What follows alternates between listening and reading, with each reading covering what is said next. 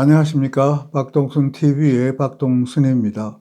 오늘은 황교안 자유한국당 대표가 내년 총선을 승리하기 위해서는 야권의 대통합이 필요하다는 기자회견과 관련해서 논평을 말씀드리려고 합니다.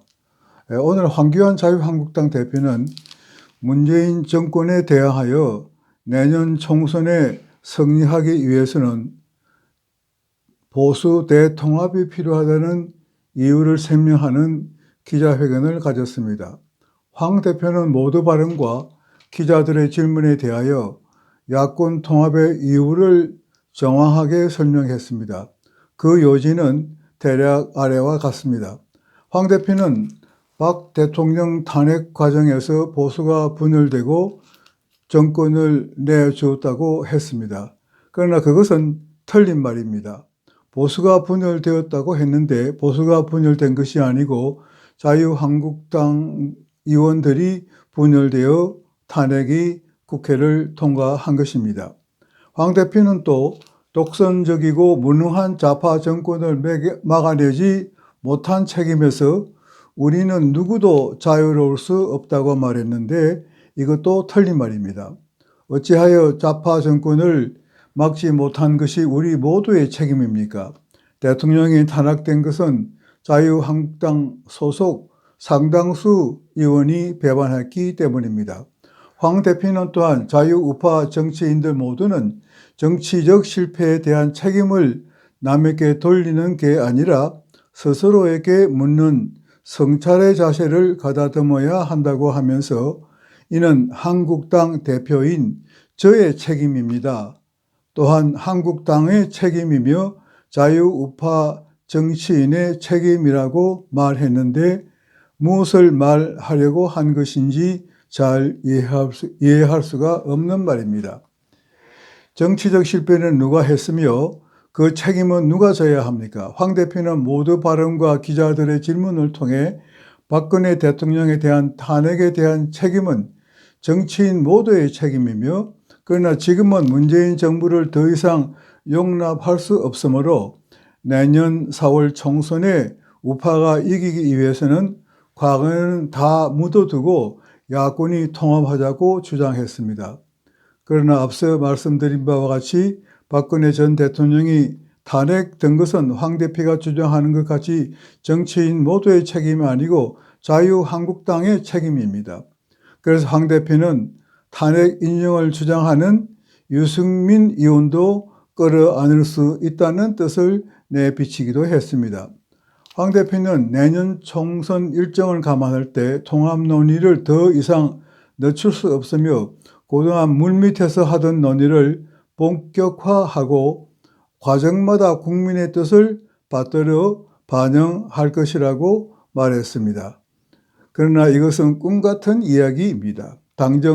당장 유승민 의원은 황 대표와 직접 접촉한 일이 없다고 말하고 있습니다.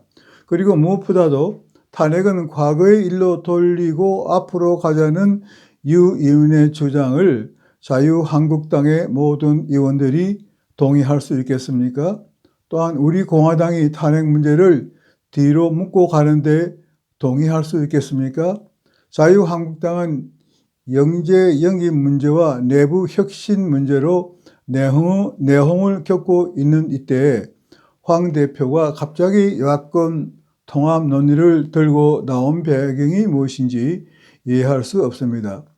여야 할 것 없이 내년 선거의 당내 공천 문제로 의원 간에 소리 없는 싸움이 벌어지고 있는데 야권 통합이 되겠습니까? 그러므로 자유한국당으로서는 야권 통합보다는 야권 선거 연대 구축을 위해 노력해야 할 것입니다.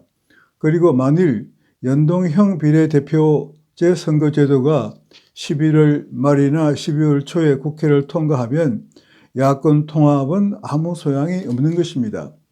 여권이든 야권이든 오히려 자기 편당을 더 만들어야 할지도 모르는 일입니다.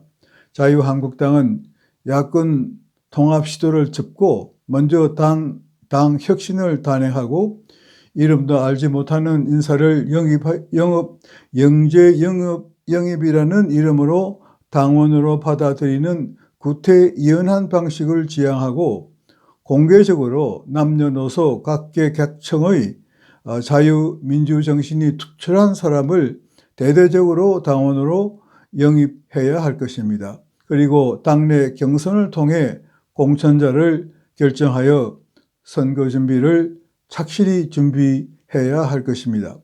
그리고 혁신적인 선거 공약 개발과 연동제 비례대표제 하에서의 선거운동 대책도 강구해야 할 것입니다. 시간이 얼마 남지 않았습니다.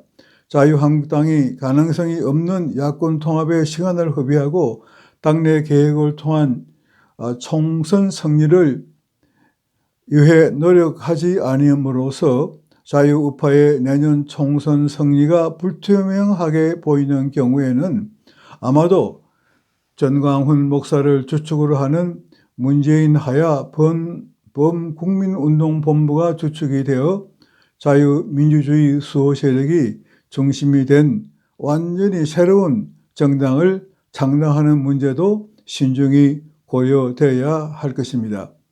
이상입니다. 이상 논평으로 마치겠습니다. 경청해 주셔서 감사합니다.